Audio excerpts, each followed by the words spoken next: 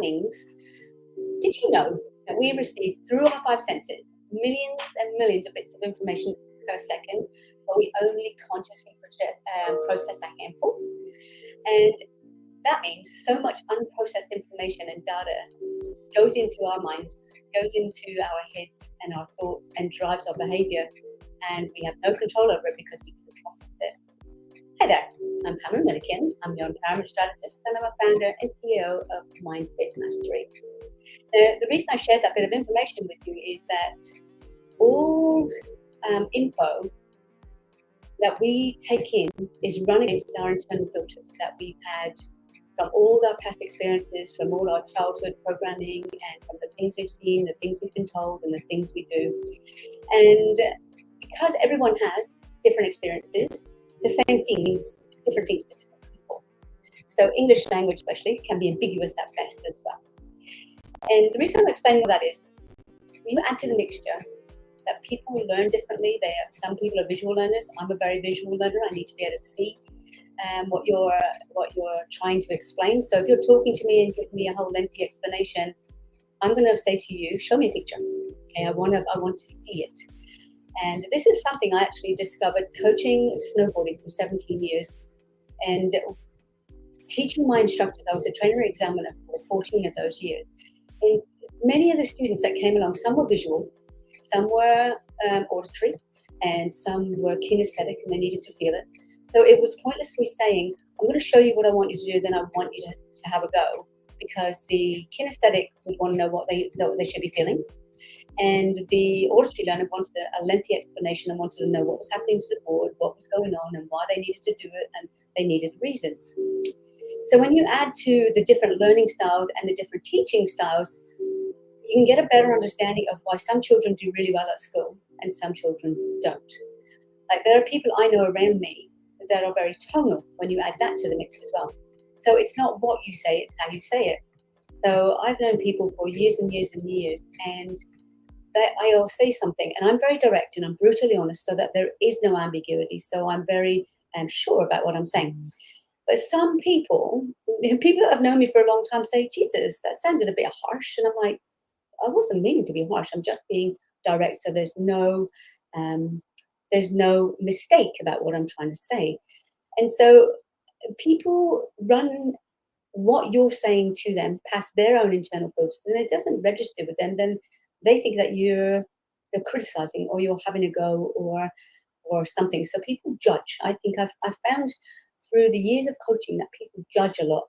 That rather than listen to hear what you're saying and to understand what you're saying, they're actually judging what you're saying, run by their own internal filters from their programming, from their conditioning and their experiences. So I use a sentence that I say all the time, does that make sense? And the other day I was asked, does that make me feel, full of self-doubt? That wasn't exactly what was said, but that was the implication there was, when you say that, you kind of lose your power a bit.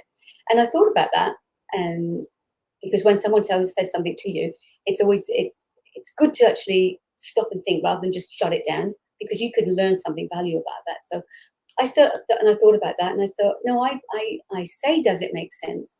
Because it's a kind of way of then saying, do you get it? Do you understand? So when I say, does it make sense? I'm checking for understanding before I move on to the next part of whatever it is I am trying to explain to you, because it's pointless me getting on to, good morning, great topic. Thank you very much. Someone's just joining and sending me a nice comment there. So we can, and now that was like Secret Square. I see a visual. I saw that. So I forgot where I was going with that now. Anyway, so what happens is people run it beside what they're doing and they're not listening to understand, they're listening to judge.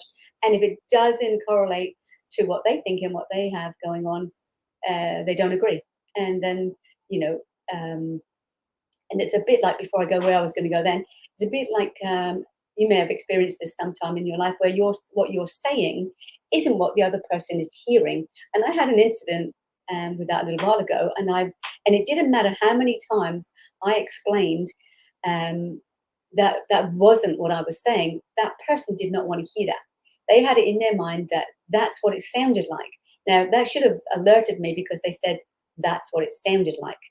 But I think I was so caught up and surprised by the reaction that even myself, and I've been teaching this stuff for over 30 years, because a lot of this is NLP, that I kind of got confused by it all. And it wasn't until I started looking at it afterwards and thought, she's tonal.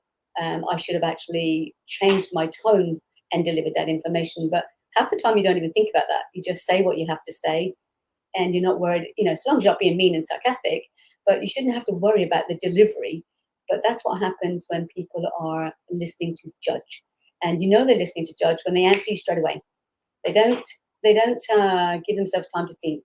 So I've taught myself to, when someone says something to me, especially if I feel like it's attacking, I'll stop myself, take a breath and think, that's interesting. That's just annoyed me. Or that's interesting.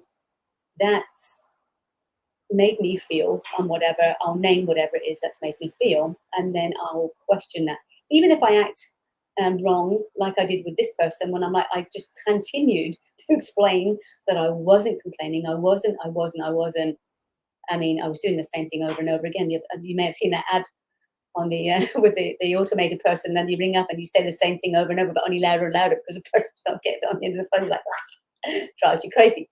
So the reason I'm sharing all of this, because it's about communication. And as a coach, I find a lot of the people that I work with just have communication breakdown. One is saying something, but the other person's hearing something else because they're not actually listening to what that person's saying. They're making parallels. And so that's when mistakes happen. That's when trouble begins. And that's when we honestly get to the point where sometimes we can't handle that person. We've all got people in our life that we can't handle because they're too direct. And sometimes my children used to say to me, you need to get some diplomacy, mum. I'm like, maybe I do. But I like to be honest. I would rather someone was really honest with me and say, you annoy the hell out of me. And I go, okay, that's interesting. I wonder why. And I'll ask you why. And then I might share with you, well, that's not actually what I meant when I say that or when I do that. So I do apologize. And so bringing that back to all the different learning styles and teaching styles. This is why some children at school do well and some don't, because the teacher maybe only has one way of teaching. And if they're teaching your child in, say, an auditory command style, which when I'm 60 years old and when I grew up, that's the only way that was for teaching. As a visual learner, I didn't get what my math teacher in particular was saying. So I put my hand up and said, I won't say his name because if you want to go on a rampage and get him. But I just said, sir, I don't understand that. Can you re-explain it? And he made me stand on a chair in the corner and told me I was completely stupid. And so then, of course, anyone else did not understand that. And of course, no other child then was going to put their hand up and say they didn't understand it. So it's like, but it wasn't the fact that I didn't understand it. I didn't understand the way he was teaching it. So I've realized I am actually quite good at maths, especially when it comes to apportioning the right piece of cake to me.